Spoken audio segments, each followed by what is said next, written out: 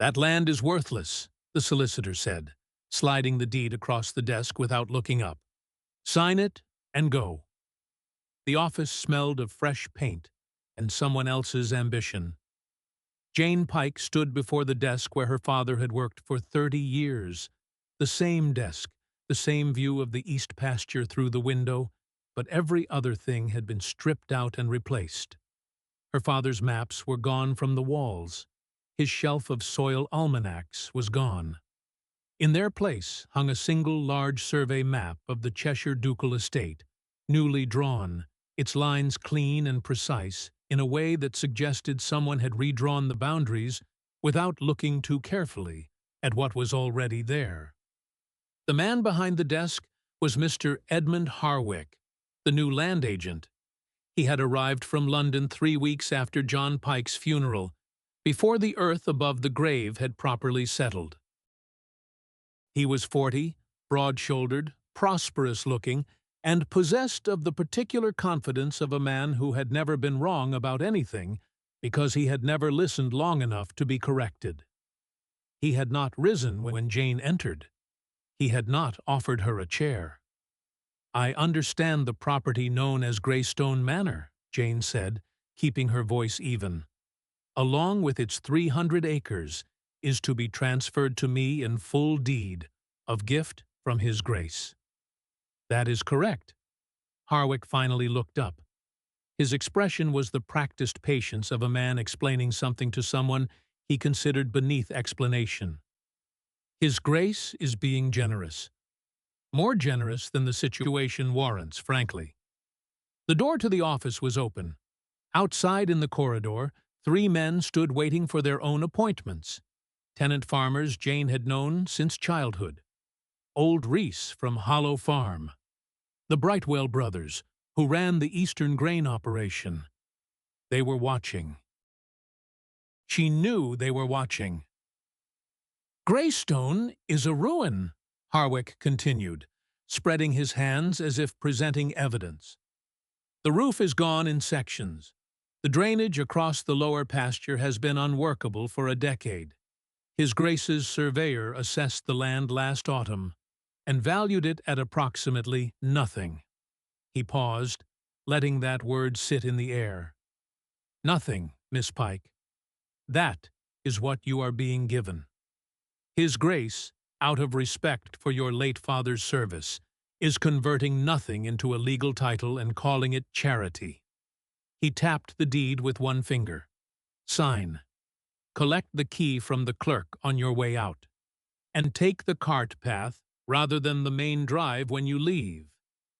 The gravel on the main drive was relaid last week." Jane looked at Edmund Harwick for a long moment. She looked at the paint smell and the new survey map and the empty wall where her father's work had hung. She looked at the deed. Then she picked up the pen. She read every clause. She read the property description, the land boundaries, the annuity provision, the terms of transfer. She read slowly and with care, the way her father had taught her to read any document that someone wanted her to sign quickly. Harwick made a small, impatient sound. She did not hurry. One thing made her pause. The boundary description on the deed included, in dry legal language, a parcel referred to as the Water Meadows, 50 acres of low-lying ground to the east of the manor house, historically considered unworkable bog. She glanced up at the new survey map on the wall. On that map, the Water Meadows were not marked as part of Greystone Manor's 300 acres. They appeared to be part of the ducal estate's eastern holdings. She looked back at the deed in her hand. The deed said otherwise. She said nothing. She signed her name, Jane Elizabeth Pike, in the clear, unhurried script her father had drilled into her at his ledger desk, and set down the pen. "Thank you," she said. "Please convey my gratitude to His Grace." She took the key from the clerk. She did not take the cart path. She walked the main drive, her boots crunching on the new gravel, and she did not look back at the office window, where she could feel Edmund Harwick watching her go. Old Reese from Hollow Farm caught her eye as she passed the gate. He gave a small, careful nod, the kind that said more than it appeared to.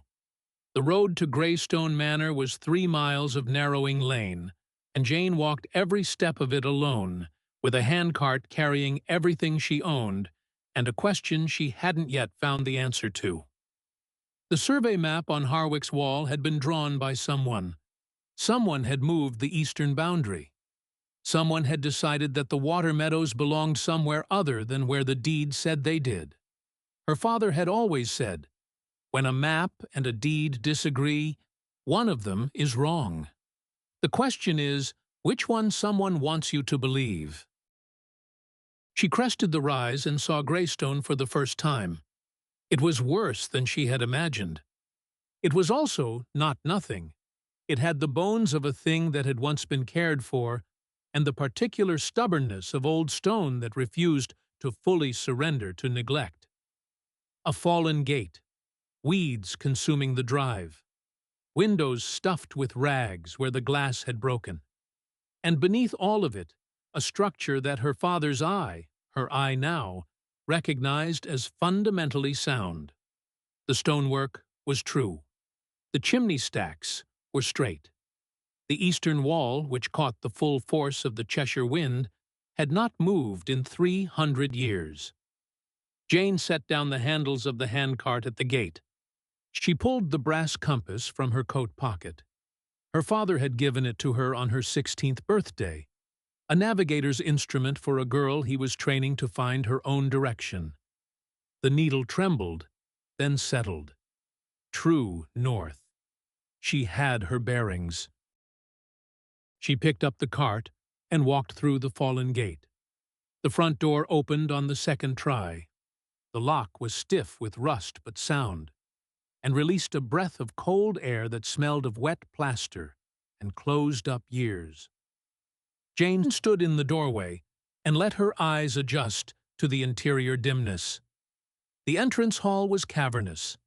A broad oak staircase climbed into shadow, its banister wrapped in cobwebs as thick as old cloth. Water had come through the ceiling above the landing, staining the plaster the color of old tea and bringing a section of it down onto the flagstone floor in a heap of gray debris. She moved through the ground floor methodically, the way her father had taught her to assess any structure. Observe first, touch second. Conclude last. The drawing room was a ruin of peeling wallpaper and buckled floorboards.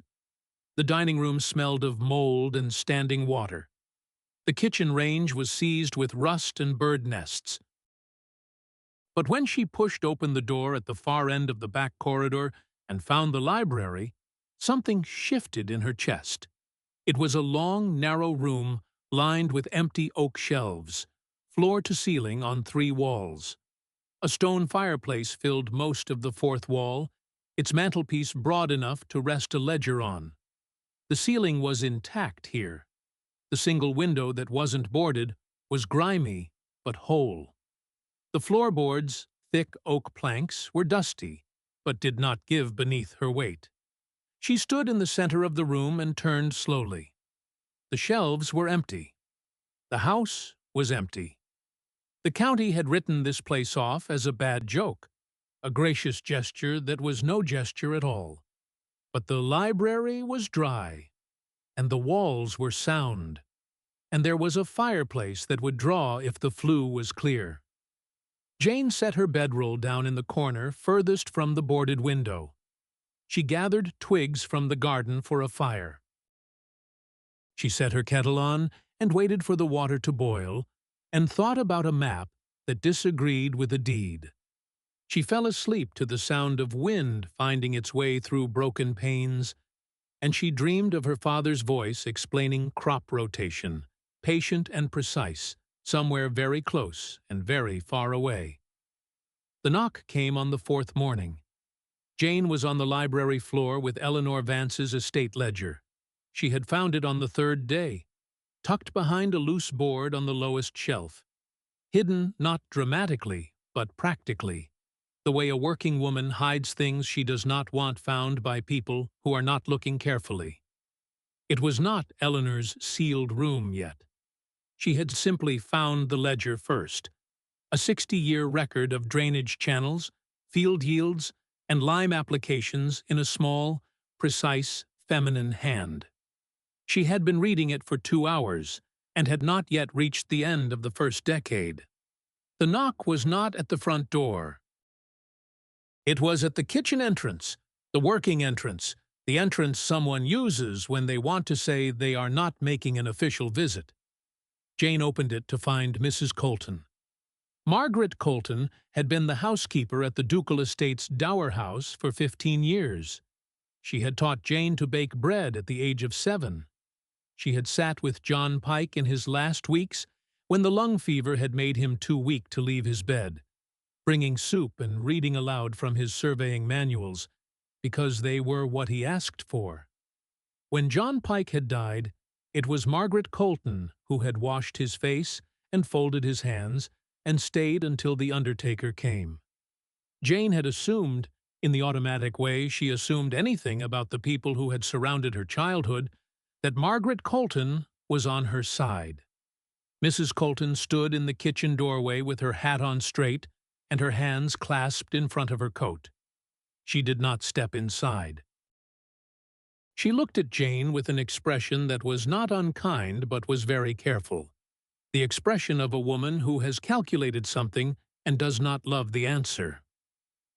"Miss Pike," she said, "I've come with a message from Mr. Harwick's office." "Come in," Jane said. "I'll put the kettle on." "I can't stay." Mrs. Colton looked briefly at the state of the kitchen, the seized range, the bird nests, the grime, and Jane watched her not say anything about it. "Mr. Harwick has sent his surveyor out this morning to stake the eastern boundary of the property." Jane set down the kettle. "The eastern boundary," she said carefully, "is described in the deed of transfer." "Yes." Mrs. Colton did not quite meet her eyes. "Mr. Harwick's position is that the deed description is based on an older survey that contains errors.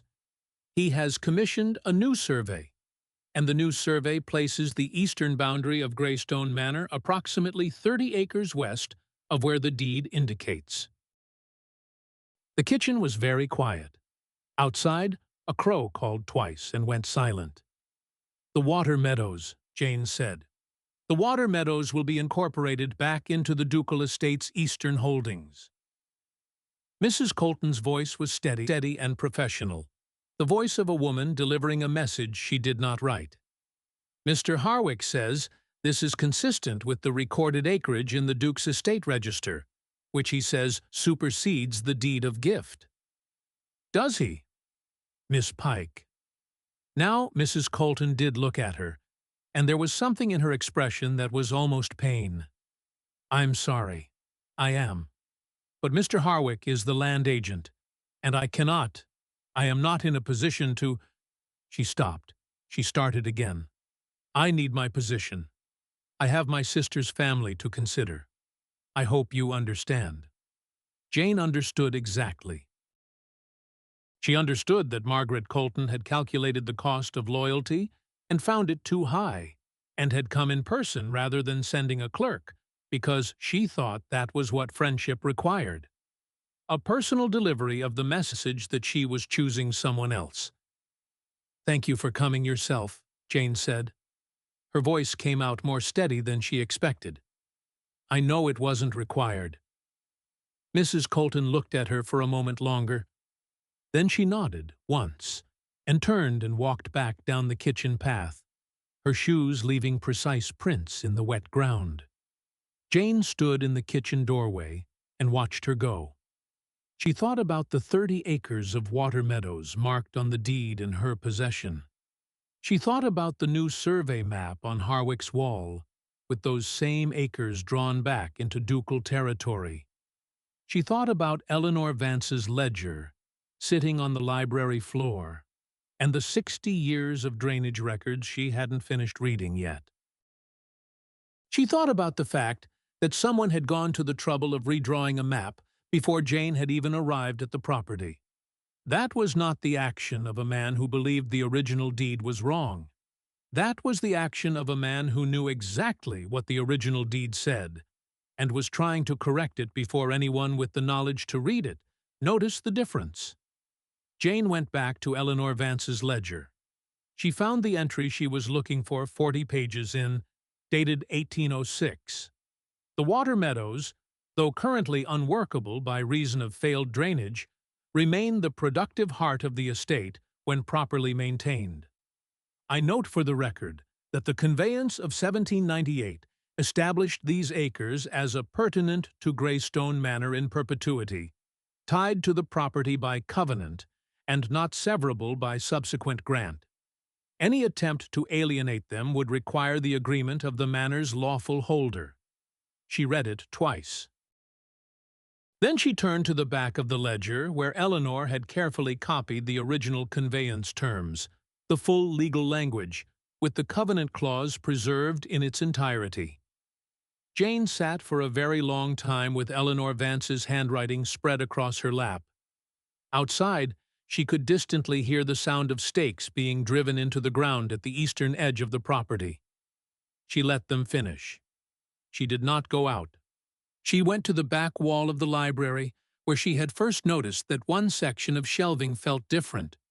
The wood a shade lighter, the carving slightly simpler, the backboard producing a hollow sound when tapped. And she began to work.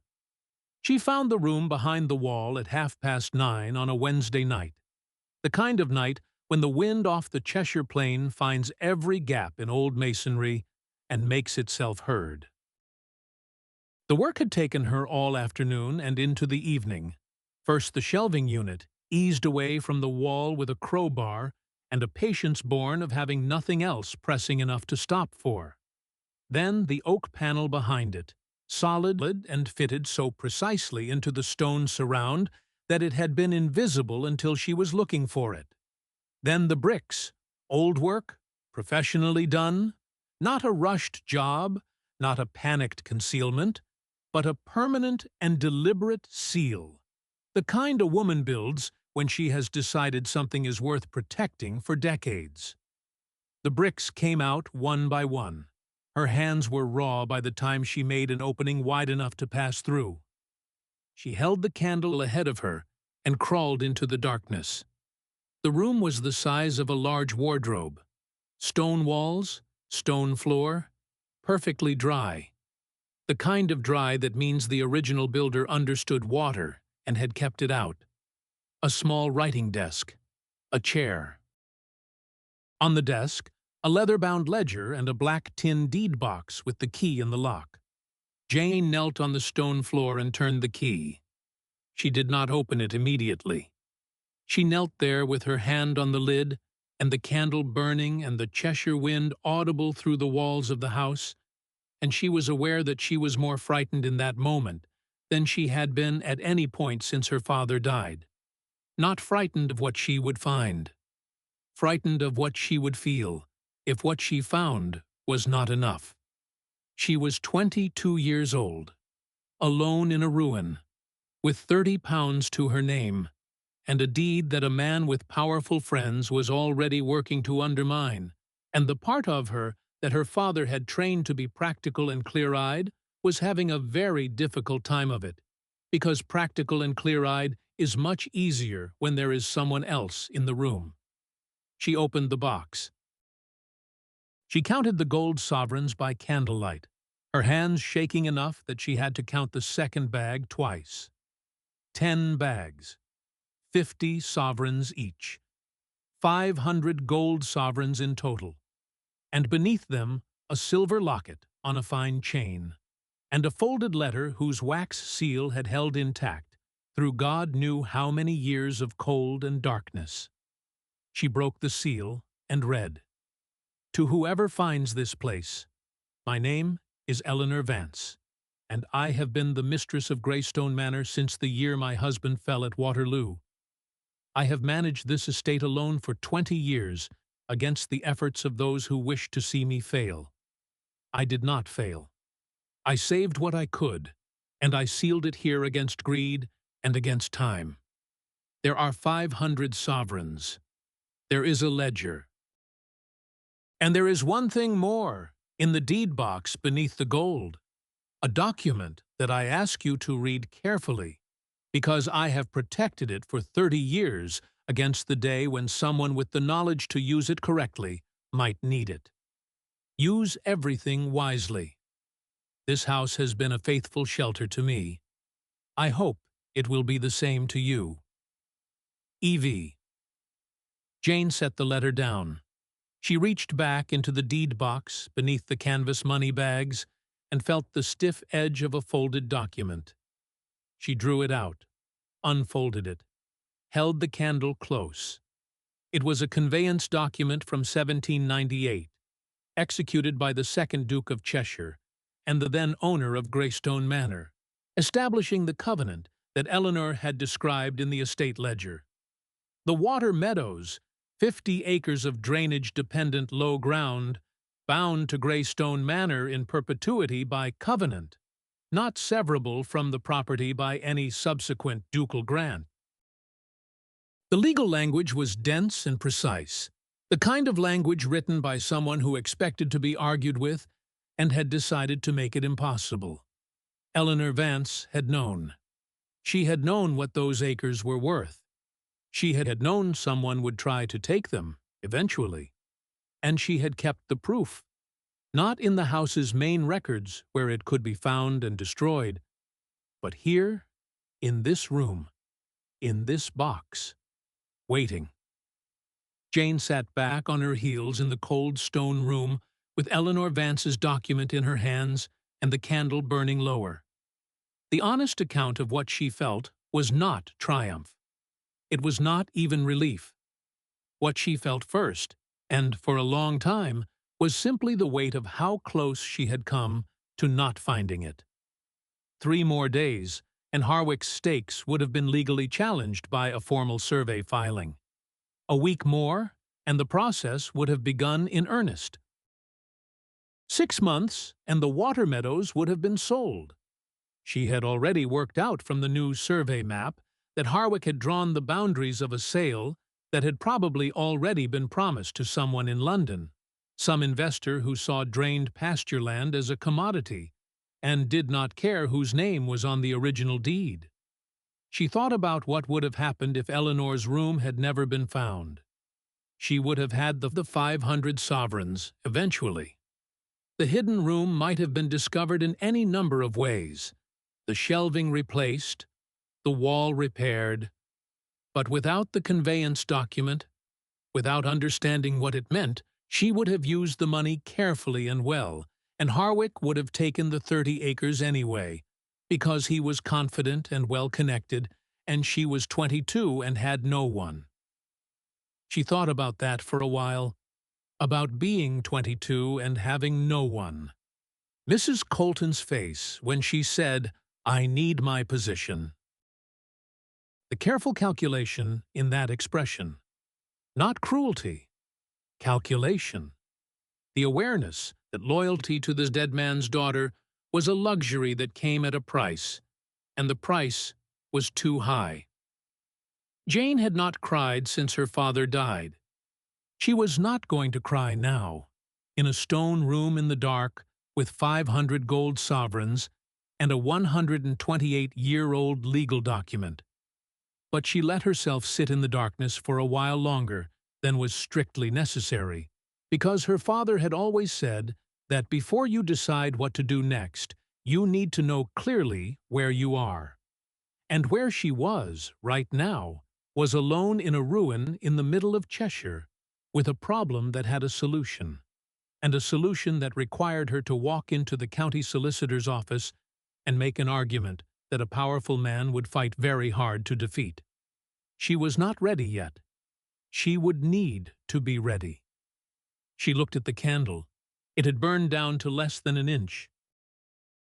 She had perhaps 15 minutes of light left. She picked up Eleanor Vance's document, folded it carefully, and placed it inside her coat, against her chest. Then she picked up the ledger. Then she began stacking the money bags back into the deed box, counting as she went, confirming the total. She did not rush. There was no one to rush for, and rushing was what people did when they were frightened. And she had decided, not in a dramatic moment, not in a single flash of resolution, but in the slow, methodical way that her father had taught her to make any important decision, that she was not going to let fear set the pace of what came next. She was going to set it herself. When the candle went out, she sat in the complete darkness of Eleanor's room for a full minute, not moving, letting her eyes adjust to nothing, letting the darkness be what it was without flinching from it. Then she stood up, found the opening by feel, and climbed back through into the library. The fire had burned low. She built it back up. She made tea. She sat at the library desk with Eleanor's estate ledger open before her and read by firelight until she understood, fully and completely, every acre of the drainage system that Eleanor had mapped and every legal protection that Eleanor had built around the land she had refused to lose. By the time the eastern sky had begun to pale, she had a plan. The office of Messrs. Aldgate and Son, solicitors, occupied the upper floor of a narrow building on Holverton's main street, above a print shop whose smell of ink and hot metal drifted upward through the floorboards.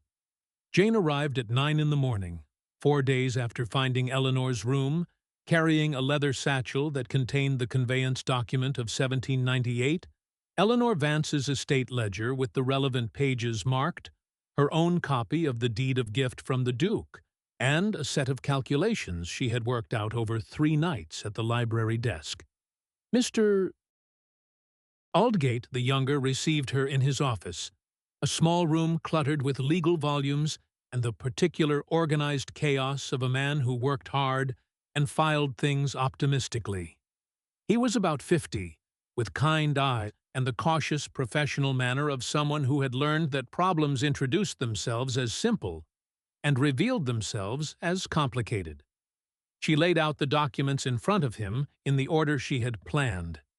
She did not begin with the money. She began with the map discrepancy, the deviation between the deed's boundary description and the new survey hanging in Harwick's office. She laid Eleanor's ledger open to the 1806 entry about the Water Meadows covenant. Then she placed the 1798 conveyance document beside it, the relevant clause carefully underlined in pencil. Mr. Aldgate read in silence. His expression moved from polite professional attention to something sharper and more careful. He read the conveyance document a second time. He looked up at Jane. "Where did you find this?" he asked. "Hidden in the property," she said, "by Eleanor Vance, who was the manor's previous mistress." "Mrs. Vance." He looked back at the document. "I remember hearing of her. She managed the estate alone for a very long time." 20 years, Jane said, and she was thorough. He was quiet for a moment. Then, "Miss Pike, I must be honest with you about the practical dimensions of this situation." He folded his hands on the desk, the gesture of a man about to say something he would prefer not to. "Mr. Harwick is a formidable opponent. He has the Duke's confidence.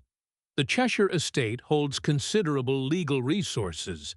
If you move forward with a claim based on this covenant, Harwick will contest it energetically, and the contest will be expensive and lengthy." He paused. "I do not say this to discourage you. The document appears genuine, and the legal position, if the covenant is held to be binding, which I believe it would be, is strong. But strong and victorious are not always the same thing, and I want you to understand the terrain." Jane looked at him steadily. "I understand the terrain," she said. "I have been reading it for some time. What I need to know is whether the covenant, as written, is legally unambiguous." Mr. Aldgate looked at the document again, He pulled out a second pair of spectacles, reading glasses, and went over the relevant clause with the painstaking care of a man who understood that words had precise meanings, and that precision was the difference between winning and losing. "It is," he said finally, "as clear as I have seen in 30 years of practice." "Then I would like you to file a notice of challenge to the Eastern Boundary Survey," Jane said. "Today, if possible." He filed it that afternoon. Harwick arrived at Jane's door at Greystone the following morning. He did not knock. He pushed the front door open. It was unlocked. Jane had expected him, and had left it so, and found her in the library, seated at the desk with the fire going and the ledger open before her, as if she had been working there undisturbed for hours. He was not alone. He had brought 2 men, a clerk and a surveyor, and his presence filled the room the way powerful men's presences fill rooms, with the implicit expectation that everyone else will rearrange themselves accordingly. Jane did not rearrange herself. "The notice you filed is without merit," Harwick said. He did not sit down. He stood in the center of the room and directed his attention somewhere slightly above her head, the way men sometimes do when they find it difficult to argue with a woman directly. "The 1798 conveyance you are relying upon was superseded by a later grant. My legal team is preparing documentation." "I'd be interested to see it," Jane said. "Which later grant specifically?" "That is a matter for the legal process." "You don't know," Jane said. "Not as an accusation, as a statement of fact. You've told your legal team to find one, but you don't know if it exists, because you didn't check before you moved the boundary stakes. You assumed there was no record worth finding, because you assumed no one with the ability to find it would be living here." The clerk made a small sound. The surveyor looked at the floor. Harwick looked at her directly for the first time since he had entered the room. His expression was the particular compound of contempt and reassessment that appears on a man's face when someone he has underestimated says something that requires recalibration. "You are a 22-year-old woman with no legal standing and no resources." "I have Eleanor Vance's deed box," Jane said. "I have her ledger. I have a 1798 conveyance document witnessed by 2 justices of the peace and registered with the county record.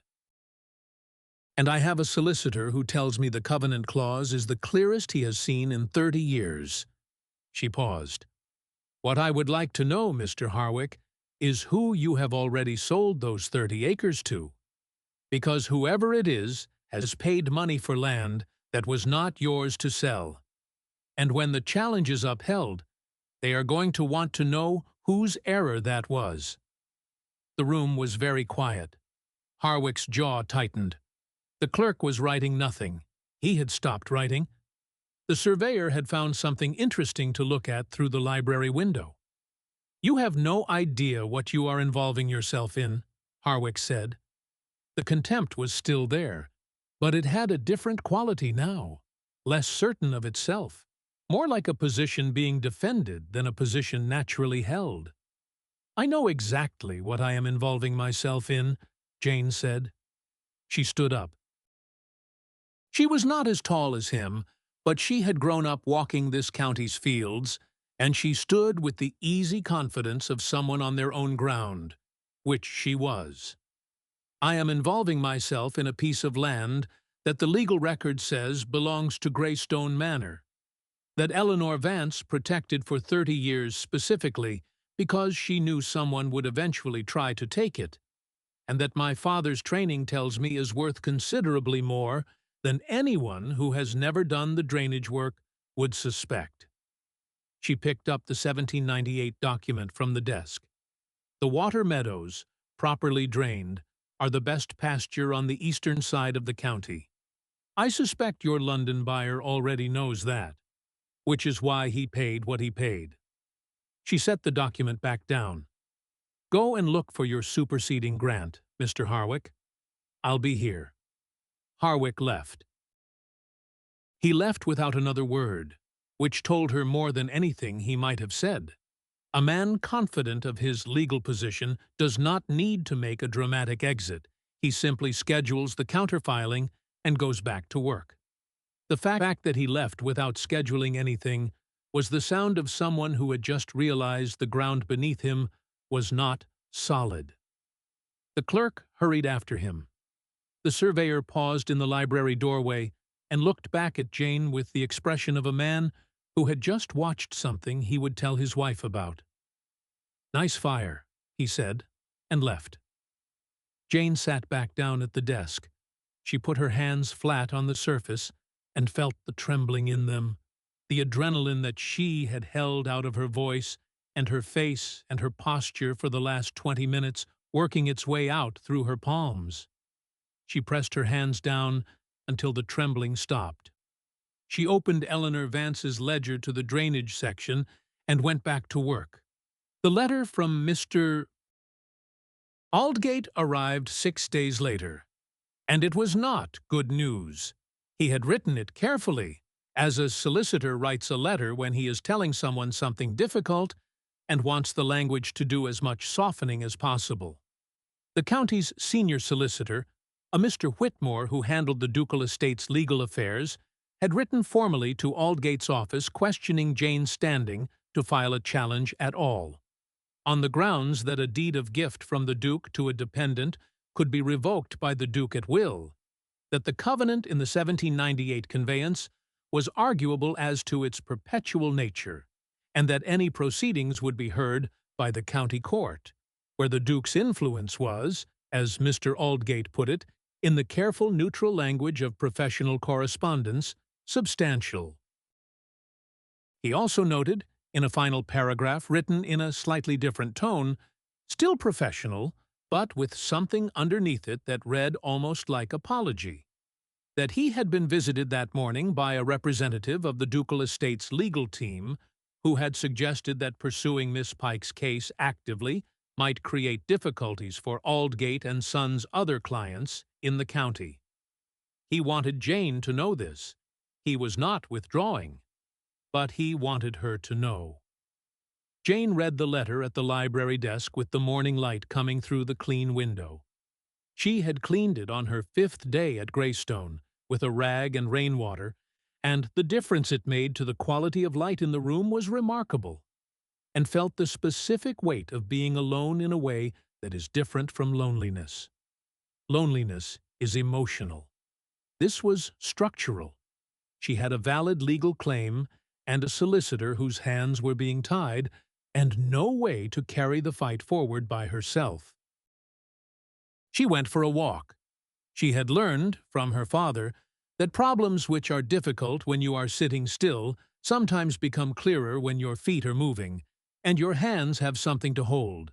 So she took the east boundary of the property, and walked it from the northern post to the southern 400 yards of fence line that backed onto the Water Meadows. Harwick's stakes were still there, 3 of them, driven into the ground at the adjusted boundary line 30 yards inside Eleanor's covenant.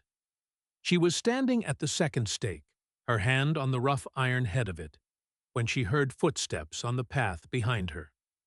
She turned. It was Mrs. Colton. Margaret Colton was wearing her outdoor coat, and her expression was the expression of someone who has made a decision that cost something.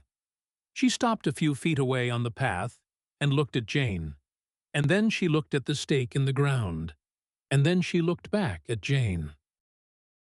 "I heard about the letter from Whitmore's office," she said.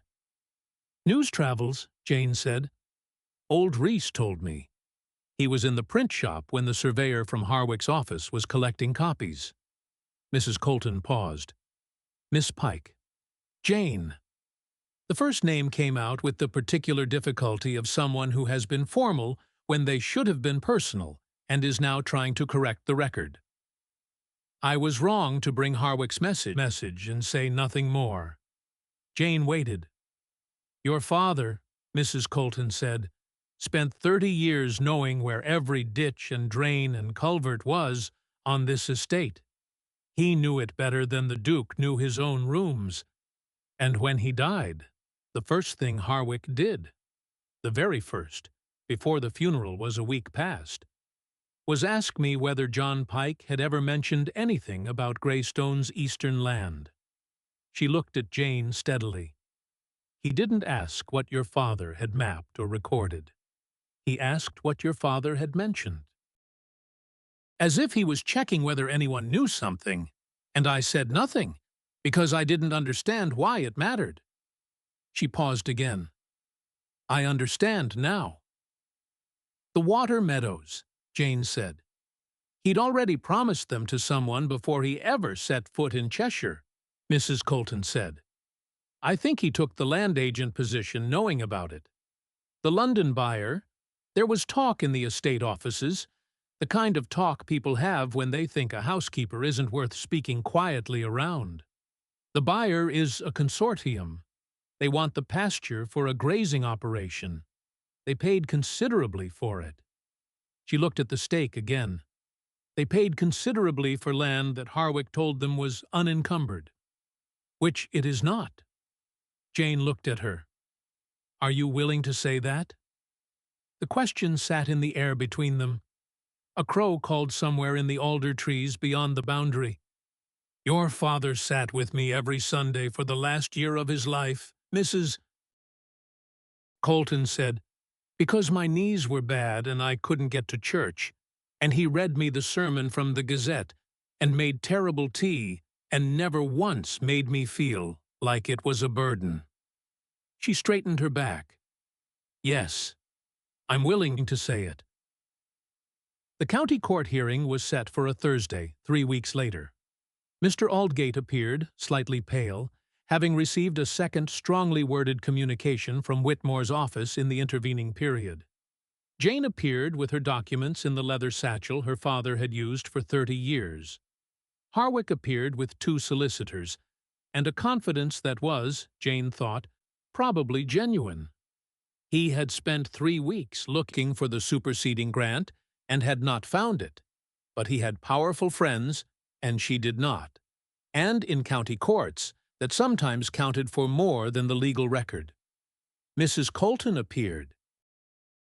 She sat in the gallery with her hat on straight and her hands in her lap, and when the court examiner called for anyone with direct knowledge of communications regarding the Water Meadows prior to the current dispute, she stood up. Harwick's lead solicitor objected. The examiner overruled him. Mrs. Colton spoke for 11 minutes. She did not raise her voice. She repeated the conversation she had described to Jane at the boundary fence, including the precise phrasing, whether John Pike had ever mentioned anything about Greystone's eastern land, and explained when it had occurred and what she understood it to mean. She answered 3 questions from Harwick's solicitor without wavering. It was not, on its own, dispositive. What it did was establish that Harwick had known about the dispute potential before he filed the new survey, which meant the new survey was not a correction of an error, but an attempt to preempt a legal claim, which changed the character of everything that followed. The examiner requested a 2-week recess to review the 1798 conveyance document alongside the estate register. The result, when it came, was in the form of a 3-page finding that Jane read standing at Mr. Aldgate's desk because she could not bring herself to sit down. The covenant was held to be binding. The Water Meadows were Greystone property. Harwick's eastern boundary survey was declared void. The London consortium, represented by a very unhappy-looking solicitor who had traveled from the city for this occasion, was entitled to reclaim their payment from the agent who had sold them land that was not his to sell. Mr. Aldgate's expression, when Jane looked up from the document, was the expression of a man who had hoped for this outcome and had not quite believed in it. "Congratulations, Miss Pike," he said. "Thank you," she said, "for staying." He looked slightly embarrassed. "My father always said that the Duke's money was valuable, but a good night's sleep was worth more. He cleared his throat. I believe I understand what he meant. She shook his hand and left. Outside on the street, old Reese from Hollow Farm was waiting, his hat in his hands, because someone had told him to come, and he had wanted to know. When Jane came through the door, he looked at her face, and then he nodded, with the same small, careful nod he had given her on her first day, at the main gate of the ducal estate. Your father would have found it funny, he said. A man who thought he knew land, undone by the land. He would have, Jane said. In that dry way he had. Reese put his hat back on. You'll need drainage men for the Water Meadows. My second son knows culvert work. Tell him to come Tuesday, Jane said. She walked home. 3 miles back down the narrowing lane, through the gate that Thomas Gable's son had rehung on solid new pintles the previous autumn, up the drive where the gravel had been raked and the weeds cut back, and around to the kitchen entrance where she had planted a kitchen garden along the southern wall in March, and which was now, in early May, showing the first true growth of the season. Carrot tops and leek shoots in orderly rows, a discipline that cost nothing but attention and returned more than it looked like it should. She stood in the kitchen and put the leather satchel on the table. She made tea. She stood at the window that she had replaced in November with new glass and looked out at the walled garden where Mr. Hemlock's nurseryman apprentice had been working all week among the old fruit trees, the pear and plum and apple, varieties so old they had almost been forgotten, but bearing now, the third spring after Hemlock's first careful pruning, the first proper blossom she had seen on this property. 3 years after Jane Pike had arrived at Greystone Manor with everything she owned in a handcart, and a question she hadn't yet found the answer to, the estate looked like this. A roof of sound Welsh slate that had turned away 2 winters of Cheshire rain without complaint. Windows of new glass in repaired frames, looking out clearly in every direction. A kitchen garden producing enough to supply the house, and a surplus for the weekly Holverton market. 50 acres of Water Meadows, cleared of blockages by the Reese boy and his crew, now leased to a dairy farmer at a rate that covered the property's maintenance costs with a remainder. A walled kitchen garden where old fruit trees were producing their first full crop in 2 decades, their yield committed by contract to a Holverton grocer who had agreed to label them, at Jane's request, as produce of Greystone Estate. The name meant something different now than it had. It did not mean the Punchline Estate, the ruin the Duke had given away to be rid of a problem. It meant the estate with the old apple varieties. It meant the place where the Water Meadows drainage had been restored when everyone had said it was impossible. It meant Miss Pike's place, spoken in Holverton with the particular warm shorthand that a community uses for something that belongs to it. A letter had arrived from the Duke's office the previous week. Jane had read it at the library desk, in the chair that had been her father's, and then in Eleanor Vance's chair, the one from the sealed room that she had brought through and placed at the desk when she found it was the right height. The letter was from a new secretary, not Harwick, who was no longer in the Duke's employ, having been dismissed with no stated reason, in a letter that everyone in Holverton understood perfectly. And it conveyed His Grace's interest in discussing the possible acquisition of Greystone Manor, should Miss Pike be open to such a conversation. Jane had written a reply of 5 lines. She thanked the Duke for his interest. She noted that Greystone Manor was not currently available for acquisition. She wished His Grace well in his search for suitable property. She sealed it and sent it with the Tuesday post. Now she stood at the kitchen window in the May evening light and watched the blossom on the old pear tree moving gently in the late afternoon wind. And she thought about Eleanor Vance, who had managed this property alone for 20 years and had thought so precisely about the future that she had sealed the right document in the right box and left it for the right person. She thought about her father, who had spent 30 years teaching a daughter everything he knew about land and drainage, and the patient work of making things grow in difficult conditions, not knowing, he could not have known, that she would need every bit of it, and that it would be enough. She thought about the compass on the library mantelpiece, its needle at rest, and the silver locket beside it, and the two people they represented, the one she had loved and lost, and the one she had never known and could not repay. She thought, this is a home. It is a livelihood. It is a community that arrived not because she asked for it, but because she worked in a way that made itself visible, and people who respect work find each other eventually. She thought, the Duke had meant to give her an ending. He had given her a beginning. He had not known the difference, and she had. She finished her tea. She went into the library. She opened the drainage ledger for the second field survey. The Reese boy had found a secondary blockage on the western culvert line that she wanted to document before Tuesday. And she sat down and got back to work. On the mantelpiece, the brass compass caught the last of the evening light through the clean window. The needle held steady. True north. She had known where she was going for quite some time. There is a particular kind of inheritance that cannot be measured in acres or gold or the weight of legal documents. It lives in the way a father explains soil drainage to a small girl in a muddy field. It lives in the careful handwriting of a woman who managed alone and who thought, before she sealed her room, about whoever would come next. What Jane Pike was given, by a duke who believed he was giving her nothing, was a house full of problems that her education had taught her to solve. The people who discard things without looking carefully enough have always underestimated the power of someone who has been taught to look. The story of Greystone is not about what was given.